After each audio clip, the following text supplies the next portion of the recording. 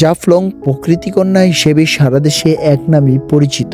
সিলেট জেলার দর্শনীয় স্থানগুলির মধ্যে জাফলং সকলের পছন্দনীয় জায়গা। জাফলং সিলেট থেকে 62 কিলোমিটার উত্তর পূর্ব দিকে ভারতের মেঘালয় পাহাড়ের সীমান্ত ঘেঁষে খাসিয়া জৈন্তা পাহাড়ের পাদদেশে অবস্থিত। জাফলং প্রাকৃতিক সৌন্দর্যের অপরূপ লীলাভূমি। পাথরের উপর দিয়ে বয়ে চলা পিয়াইন নদীর স্বচ্ছ পানির ধারা, ঝুলন্ত ডাউকি ব্রিজ, উঁচু উঁচু পাহাড়ে সাদা মেঘের খেলা জাফলংকে করেছে অনন্য।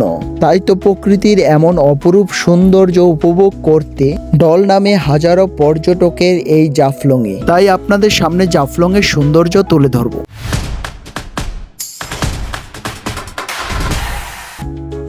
আসসালামু আলাইকুম। জাফলং সংস্কৃতি প্রকৃতির এক জীবন্ত প্রতিচ্ছবি। বাংলাদেশের সীমান্ত থেকে ডাউকি শহরের সৌন্দর্য সুন্দরভাবে অবলোকন করতে পারবেন। জাফলং এর রাস্তার দুই পাশে পিয়াইন নদীর পাথর কেটে বিভিন্ন হাতের নকশা করা বিভিন্ন কারুকাজ লিখিয়ে নিতে পারবেন। পাহাড়ের উপর থেকে হাজারো পর্যটকের আগমন লক্ষ্য করা যায় পিয়াইন নদীর তীরে, এবং নদীর তীরে সারি সারি দোকানপাট, নদীতে বিশাল পাথরের সমারোহ নদীকে করেছে এক অনন্য। দূর দূরান্ত থেকে পর্যটকের আগমনের ফলে পিয়াইন নদী দূরে দেখা ডাউকি ব্রিজের সৌন্দর্য আরো ফুটে ওঠে। পর্যটকরা বসে পিয়াইন নদীর সৌন্দর্য উপভোগ করার জন্য রয়েছে সুব্যবস্থা। আরও রয়েছে লকার এবং চেঞ্জিং রুম, পাথরের স্বর্গরাজ্য, স্বচ্ছ পানির লেক, নীল আকাশ, মেঘালয়ের উঁচু উঁচু পাহাড়। এই সৌন্দর্য দেখার জন্য হাজারো পর্যটক ভিড় করে। স্বচ্ছ পানির লেক হওয়ায় নিচের পাথরগুলি সুন্দরভাবে দেখা যায়। আমরা 150 টাকার বিনিময়ে পিয়াইন নদীর সৌন্দর্য উপভোগ করতে করতে খাসিয়াপঞ্জি চা বাগান, সুপারি বাগান দেখার জন্য ছুটে চললাম।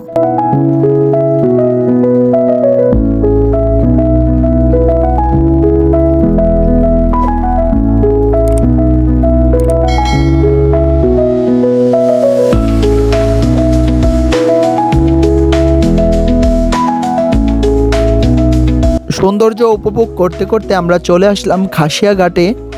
এসে ঘাট থেকে নেমে আমরা অটো করে খাসিয়াপঞ্জি চা বাগান, সুপারি বাগানের উদ্দেশ্যে রওনা হলাম।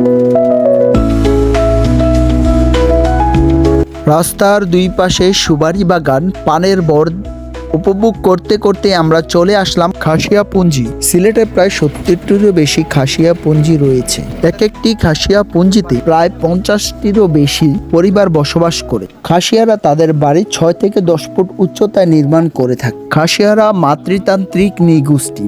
এরা মঙ্গোলীয় বংশগত। খাসিয়াদের আয়ের প্রধান উৎস হচ্ছে পান এবং সুপারি বিক্রি।